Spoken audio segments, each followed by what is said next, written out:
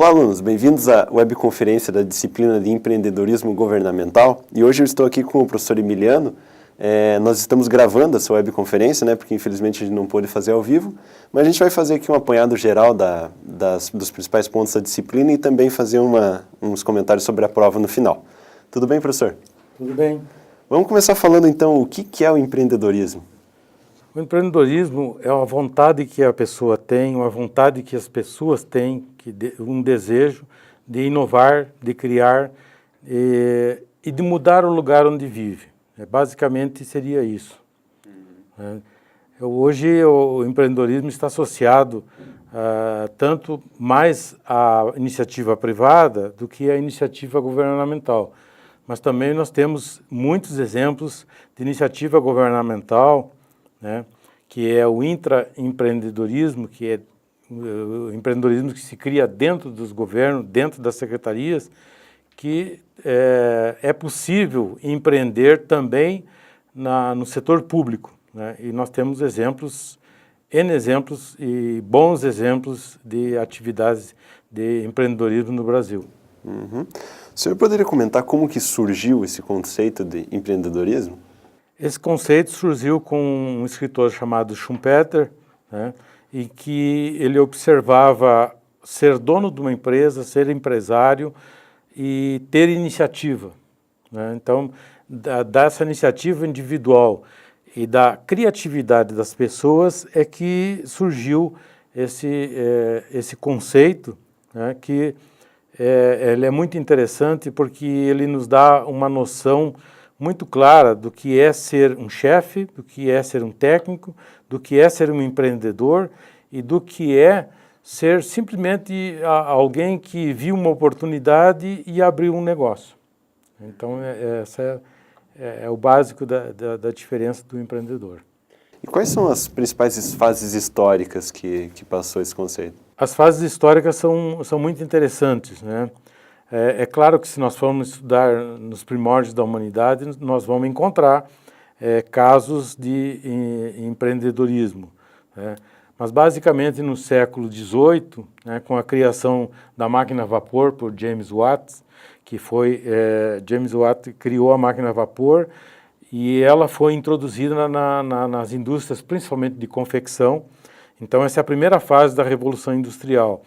Aí o mundo já começou a deixar de ser um mundo gregário, um mundo que as pessoas viviam fora das cidades, que viviam basicamente de caça, pesca e agricultura, né, e viviam no campo, e começaram a surgirem as cidades como aglomerados urbanos e industriais. Então essa primeira fase foi quando começou a Revolução Industrial. Essa primeira fase foi importante para o empreendedorismo, que ainda a gente viu surgir muitas invenções, né? Porque com o surgimento da máquina, as pesquisas em eletricidade, por exemplo, que ainda não existia nessa época, começaram a ficar muito avançadas e cada vez mais as pessoas procurando, né? Então, aí nós temos uma sequência de inovações, né? E aí tivemos ainda algumas situações curiosas, né? E lá por 1880, o chefe do setor de patentes do governo dos Estados Unidos conversou com o presidente da República e sugeriu a ele fechar o departamento, porque tudo que era possível ser criado já tinha sido criado, né? Eles não imaginavam o que a humanidade faria no século XX, né? Então lá foi digamos assim, um começo de uma criatividade mais, e de uma invenção mais, uma sequência de tempo cada vez menor, né? Se eles tivessem vivido hoje na nossa época, eles perceberiam que teriam feito algo de muito errado no passado, né? Por exemplo, na área de informação, hoje as inovações são diárias, né? Então é impressionante o volume de aplicativos e de instrumental de informática que nós temos, e que isso advém dessa vontade do homem de modificar as coisas, né? A segunda fase, ela surge após 1860, quando se conseguiu não só produzir o ferro, mas o aço, né? O aço foi um grande revolucionador do século XX, né? Ele começou a ser produzido como nós conhecemos hoje e ele revolucionou todo o século XX. Nós podemos dizer que a primeira parte, ou os primeiros 50 anos do século XX foi o século do aço, das construções, né? E também nessa mesma esteira do aço, o motor a combustão, que aí nós começamos a entrar numa era, né, e interessante que o petróleo ele começou a ser explorado antes do motor a combustão, né? Então, nos Estados Unidos, se fosse um dia de hoje, seria um crime ambiental dos mais graves, né? Todo o petróleo produzido ele servia só para se refinar e tirar o querosene, que era o que se utilizava no século XIX. Né? No século XVIII e XIX, só a iluminação era a base de querosene, né? Então, todos os outros componentes que saem do refino do petróleo eram jogados fora. A gasolina era jogada fora mesmo, não tinha o que fazer com a gasolina. E, além disso, ela era perigosa, porque ela tinha uma combustão muito rápida. A querosene ela tem uma combustão muito lenta, né? A gasolina já está na fase da explosão, né? Qualquer recipiente de gasolina que pega fogo, ele vai explodir porque a expansão do fogo é muito rápida, né? Então, a gasolina era jogada fora, né? Assim como o diesel, o querosene de aviação, que se houvesse mais aquecimento também sairia no processo. Então, essa é a segunda fase, né? Aí desemboca o que nós temos hoje, né? Uma ampla indústria de automotores, de máquinas, né? Para todas as atividades humanas, né? E o aço se usando de uma maneira muito intensiva ainda, né? Porque nós não temos um substituto à altura para o aço, embora tenha a área de materiais, ela tenha um avanço extraordinário. Todo dia você encontra um material novo sendo inventado, mas o aço ainda é um grande propulsor da economia mundial. O senhor comentou lá mais no começo ali, sobre, né, o empreendedorismo ele está relacionado na cabeça das pessoas geralmente à iniciativa privada, né? Sim. E essa disciplina ela entra num curso de administração pública, né? Certo. De que modo que esse empreendedorismo ele se relaciona, essas duas questões, e entra no caso da administração pública? Sim, o empreendedorismo ele está nas universidades já há 30 anos como disciplina. Aqui nós estamos há 20 anos trabalhando essa disciplina, né? Mas ele é visto como o setor privado. Mas como o mesmo homem que está no setor privado também, boa parte das vezes, é o homem que está na iniciativa no setor público, né? Então, ele leva essa ideia do empreendedorismo para dentro do setor público e começa a procurar vertentes ou onde ele possa se desenvolver. Então, nós temos alguns empreendedores no setor público, né? Por exemplo, Juscelino, mais conhecido por JK, Juscelino Kubitschek, foi prefeito, ou melhor, foi presidente da República em 1950, ele era um empreendedor, mas ele trabalhava no setor público, ele era um médico, né? Mas ele criou um pragmatismo de empreendedorismo no país, né? Com a iniciativa do setor público, né? O setor público foi o grande impulsionador do setor privado, porque trouxe as indústrias de automóveis para o Brasil, construiu Brasília, né? E começou o plano de construir estradas da maneira como nós conhecemos hoje, né? Então, ele foi um grande empreendedor que praticamente não trabalhou no setor privado, a não ser em alguns hospitais, como médico, não como empreendedor. Quando ele assume a presidência, ele virou um empreendedor, porque também, logo após a Segunda Guerra, nós tínhamos um campo muito fértil a inovações, né? Se respirava muita liberdade, então as pessoas começaram com mais intensidade as viagens internacionais, o mundo começou a ficar pequeno, né? Então, o empreendedorismo aí é interessante porque ele, na nosso entender, ele surge no Brasil mais no setor público, mas o setor privado é que adotou ele como... Mas no setor privado nós temos o empreendedor nato, que é a pessoa que cria, que inova, né? No setor público, como o setor público ele é normatizador, ele tem uma característica diferente, mas nós temos alguns exemplos, por exemplo, de alguns estados, alguns municípios e mesmo na União, de que o setor público, as prefeituras, primeiramente, abriram para, foram o grande impulsionador do empreendedorismo, né? Como instituição pública, né? Embora ele trabalhe bem com o setor privado, porque ele favorece muitas iniciativas privadas, né?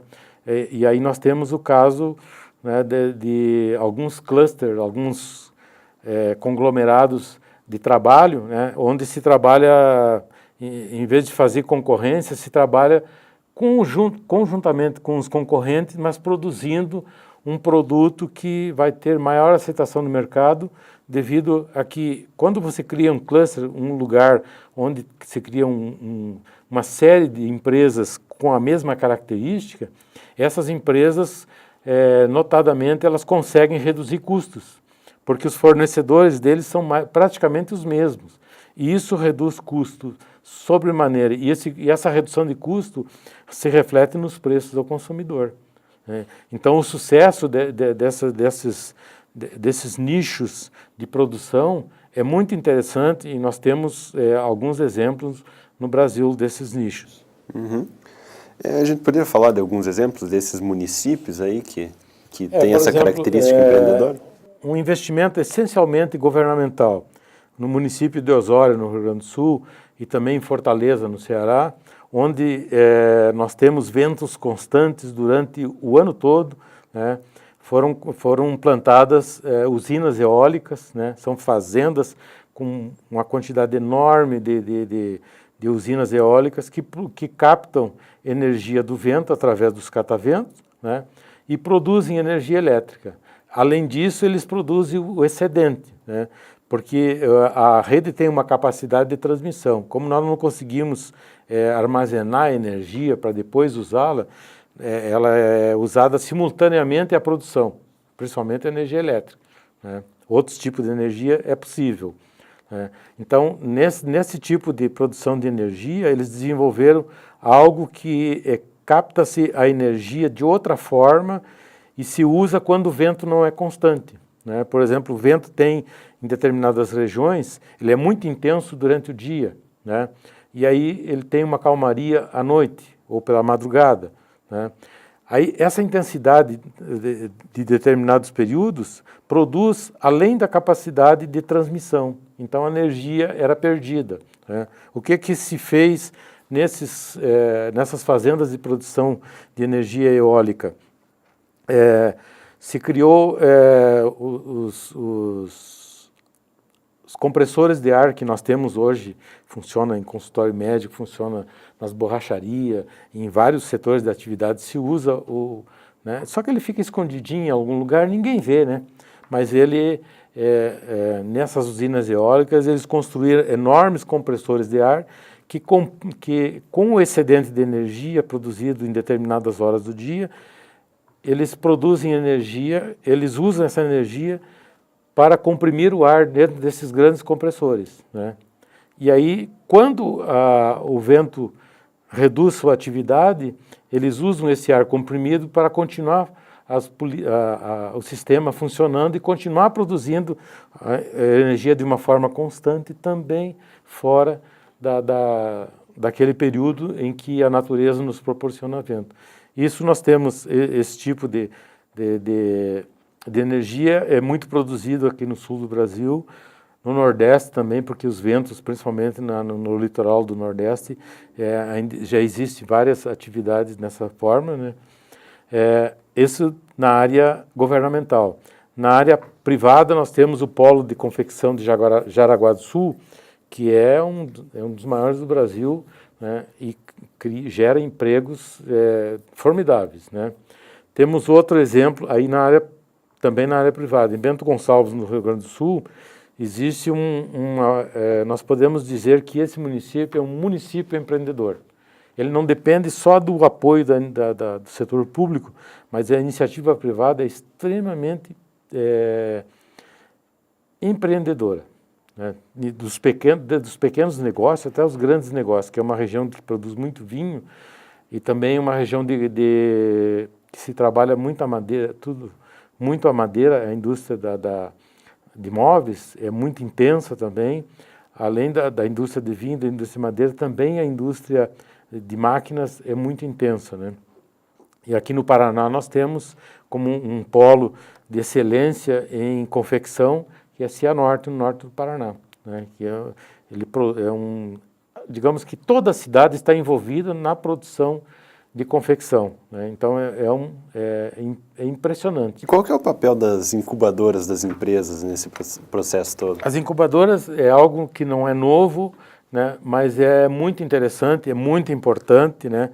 Os alunos precisam ter a ideia que hoje praticamente todas as universidades têm uma incubadora tecnológica, que incubadora, a gente tem a noção de incubadora vem da criação de pintinhos nas incubadoras, né? Então, o que acontece? É criar empresas dentro dessas incubadoras, principalmente na área de tecnologia, né?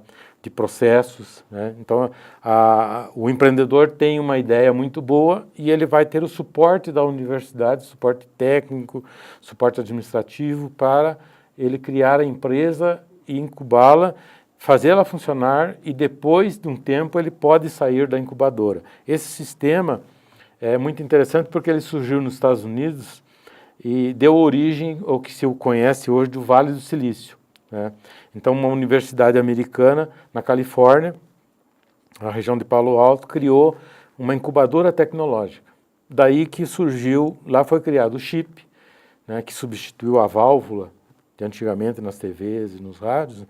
O chip é uma coisa do século XX, né? Então, lá foi desenvolvido e lá criou algumas empresas que nós conhecemos hoje na área de informática, como Microsoft, Apple, elas surgiram nessa incubadora tecnológica.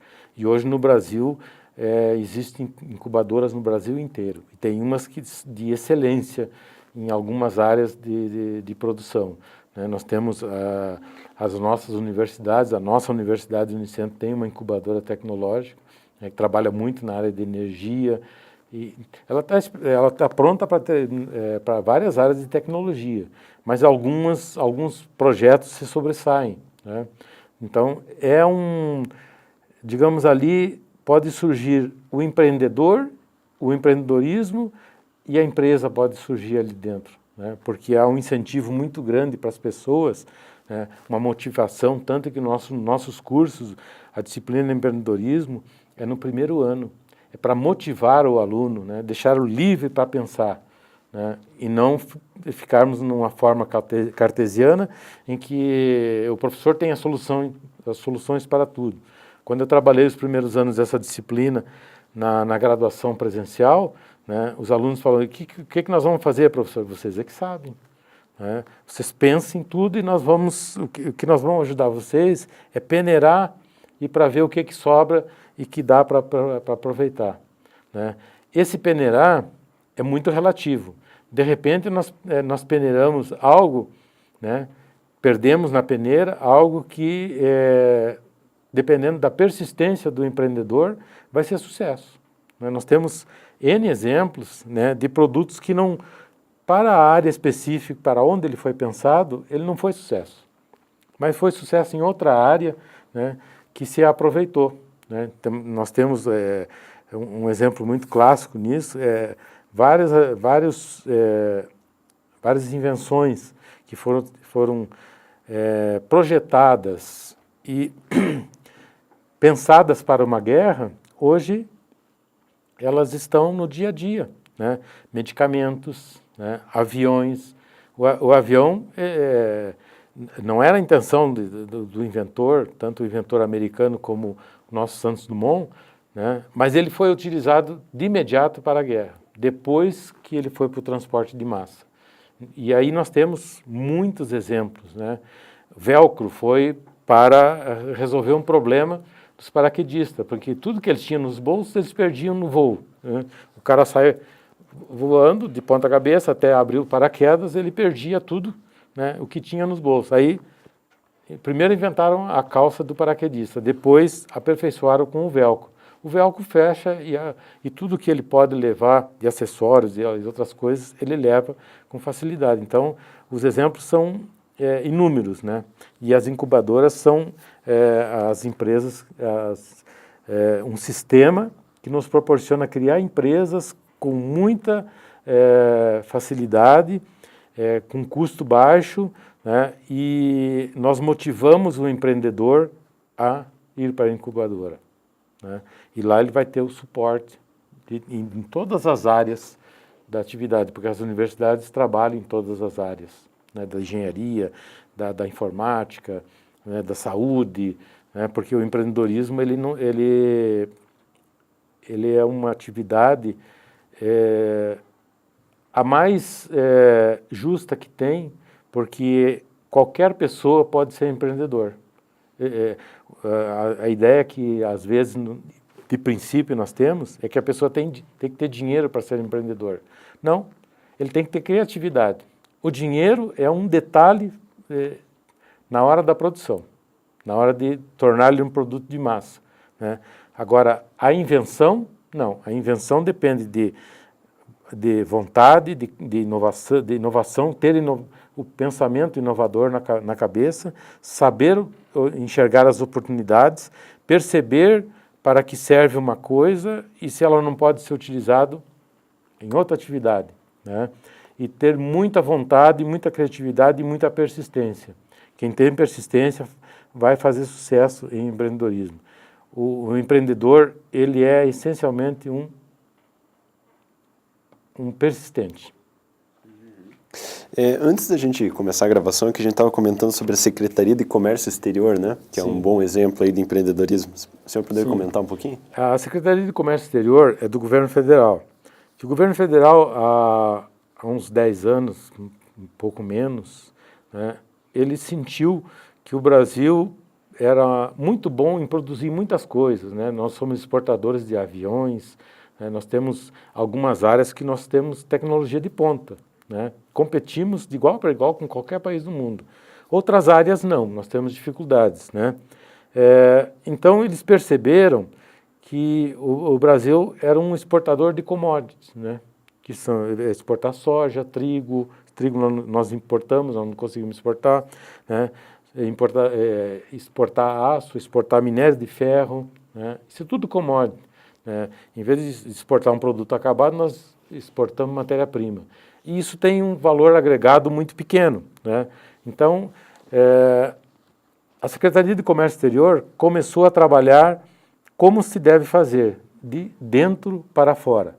Primeiro, eles organizaram a casa, depois eles foram para os nossos exportadores, motivá-los, criar sistemas diferentes de exportação, mostrar principalmente para o pequeno produtor que ele não precisa ter uma fábrica enorme para ser exportador, né? Que se ele produz qualquer tipo de produto que possa ser exportado, que há demanda lá fora, ele não precisa ter alguém que fale inglês, não precisa ter alguém técnico em documentação de exportação, né? Hoje, uma evolução que nós tivemos no sistema exportador foi a criação das empresas trading, né? O que é a trading? A trading é essencialmente um exportador. Ele compra no mercado interno e exporta. Ele faz a ponte entre o importador, lá fora do país, e o produtor, né? Então, como que nós vemos esse projeto de gestão empreendedora da Secretaria de Comércio Exterior? Eles primeiro começaram com a metodologia Scorecard, que é uma metodologia já muito usada em planejamento estratégico, né? Onde eles avaliaram a sociedade interna, ou seja, a empresa, a organização internamente, os seus processos internos, criar um aprendizado interno, né? Quer dizer, mas eles não são de comércio, são, mas eles precisam aprender mais, né? O homem é impossível o homem pensar assim, eu vou fazer minha graduação, vou trabalhar e eu não preciso aprender mais. Não, ele tem que aprender sempre, né? Porque tudo tem uma velocidade extraordinária, né? Então ele faz um aprendizado e nesse aprendizado ele faz crescimento interno. E aí ele capta recursos para fazer isso, né? Então, esse plano da CSEX foi, primeiro, um mapeamento dos processos internos, né? Da definir missão, visão, e definir metas, objetivos, né? E analisar o ambiente externo, ver as ameaças e oportunidades do ambiente externo, onde nós podemos exportar, onde nós podemos melhorar, onde nós temos boas oportunidades, e também uma análise do ambiente interno da Secretaria, onde eles verificaram onde eles são ótimos, onde são mais ou menos e onde eles penam para trabalhar. Então, a meta é fazer com que todos tenham o mesmo nível de excelência, tanto na importação quanto na exportação, na captação interna, do exportador, né? Nesse caso que eu expliquei, da pessoa que, por exemplo, aqui no interior do Paraná, nós temos produtores de açúcar mascavo, que é um açúcar que tem um preço muito bom no mercado. No mercado externo ainda tem um preço muito maior, porque ele produz menos problemas para o organismo humano que o açúcar de cana, o açúcar branco que nós conhecemos, né? Então, esse é um exemplo. O produtor que trabalha lá no interior, produz cana, que faz o açúcar mascavo, ele não precisa ter uma estrutura para exportação. Simplesmente ele entrega numa trade e a trade vai entregar no mundo todo. Aqui no Paraná nós exportamos açúcar mascavo para a Alemanha, né? Então, tudo isso é possível fazer, né? Então, esse foi um dos objetivos da Secretaria de Comércio Exterior, ampliar esse mercado, não só, como falamos no começo, não só de commodities, né, mas de produto agregado, né, ser muito bom nisso, né, em agregar valor.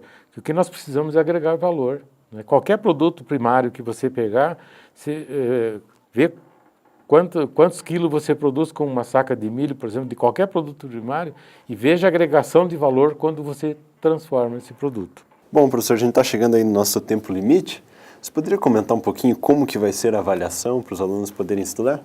A nossa avaliação, né, será em cima dos temas que estão postados no Moodle, né? Aqueles temas que foram trabalhados lá. Lá eles têm, tudo isso que eu falei aqui está nos livros da nossa medioteca, né? Então estão lá dispostos para eles. A nossa avaliação ela é essencialmente de múltipla escolha, né? Então nós vamos trabalhar isso que eu falei, é importante para a prova, né? É claro que ele vai revisar todos os conteúdos, vai observar os questionários que foram disponibilizados para eles na biblioteca, que foram respondidos, né? Esses temas estarão na nossa prova final. Tá ótimo, obrigado pela participação. Obrigado a vocês. Obrigado, pessoal, até a próxima.